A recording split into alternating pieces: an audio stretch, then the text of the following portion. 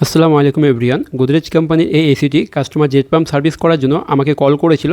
আমি এসিটি প্রথমে চালিয়ে চেক করে নিই এবং এসির কন্ডিশনটা আমি দেখি আর তোমাদের দেখানোর চেষ্টা করছি। দেখতে পাচ্ছ এসিটা আমি অন করে নিয়েছি আর গোদরেজের 5 স্টার এটা এসি তোমরা দেখতেই পাচ্ছ।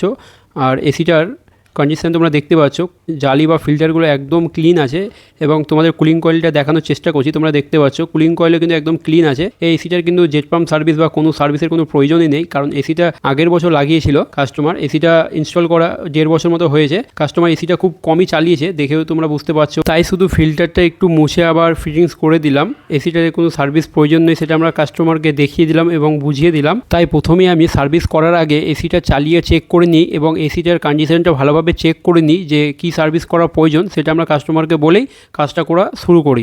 যেহেতু তোমরা দেখতে পেলে এই এসিটাতে সার্ভিস করার প্রয়োজন ছিল না, তাই আমি সার্ভিস করলাম না। আর কাস্টমার কাছে কোনো চার্জও নিইনি। কাস্টমার নিজেই কিন্তু একটা চার্জ দিয়েছে, সেটাও নিচ্ছিলাম না, বাট কাস্টমার জোর করে আমাকে দিল সেটা, কারণ সে বলছে তুমি যখন এসেছো তখন তো তোমাকে নিতেই হবে এটা। তার কারণে যাই হোক সেটা নিতে হলো।